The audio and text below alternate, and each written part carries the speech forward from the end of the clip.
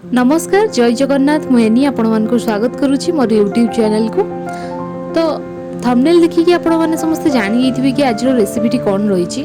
तो डेरी न करिकी चलतु स्टार्ट करवा आमर ओडिया ऑथेंटिक रेसिपी खड़ा बेसर। तो एठी मो कोसला साग नहीं सागर कौन करवा ना एबे हमें पत्र को बाहर करदबा आ तार खड़ा को अलगा करी तार जे मोटा पार्ट को बाहर कर देगी तार नरम पार्ट को आम कौन करवा ना एमती छोट छोट पीस रे माने मीडियम साइज रे काटिकी ताको रखिबा।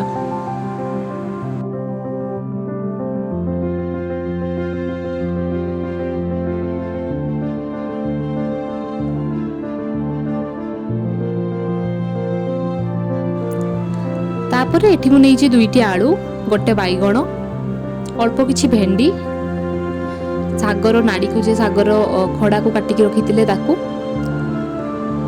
ताकू कौन करवा ना आम एबे परिबा गुड़ा को मीडियम साइज रे काटिकी रखीदबा।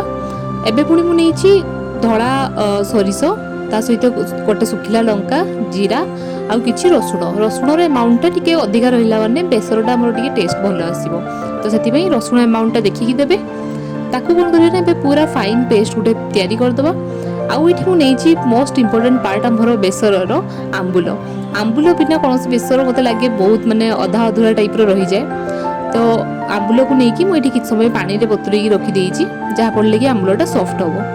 तापर एठी मु पैन रे नेइची सरिष तेल परे एठी मु पंच फुटुण को नेइची पंच फुटुण ताको गरम होला परे एठी हमें पकेइबा अल्प हिंगुर टेस्ट भी मध्य बहुत बढ़िया आसे। सब तरकारी रे आपण माने टिके हिंगु ऐड करंतु देखिबे बहुत बढ़िया टेस्ट आसीबो। तापर एठी मु किछि रसुण को अधा दरछेचा करिकी एठी पकेइची। तापर एठी नेइची मु भुसुंगा पत्र पकेइले भी तार फ्लेवर बहुत बढ़िया आसे। ताको हल्का हमें भाजी नबा भाजी नि सरला परे जेति काटिकी रखिथिबा परिबा गुडी को ताको पकेइकी सागर नाड़ी को मध्य पकेइकी ताको भल भाबरे लूण और हल्दी देइकी भाजी दबा।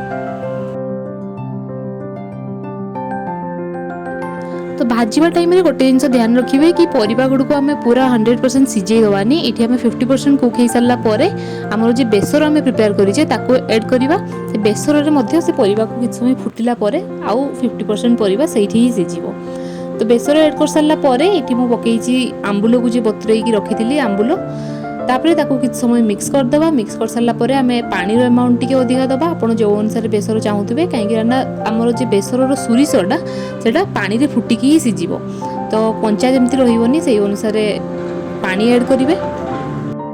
तापर मुइटी पकईची गोटे बिलाती को काटिकी आपन को जदि अधिका खट्टा पसंद नथिबो आपण आंबुल रु गोटे आंबुल पकईकी गोटे बिलाती पकई परिवे नहले बिलाती को स्किप कर दे परिवे। बस आउ किछि एक्स्ट्रा ऐड करिबार नाही। एठी ताकू ढांकी भल भाव फुटिया पई छाड़ी देबे जेमति कि सोरिषर कंचा टेस्टटा जीवो आउ सोरिष भल भाव कुक हे जीवो। तो देखंतु हमर खड़ा बेसर बहुत जल्दी और बहुत इजी प्रोसेस रे रेडी हे गला। आपण मानकु केमति लागिला आपण माने निहाती मते जणैबे। वीडियोटी को शेष पर्यंत देखिथिबारु धन्यवाद।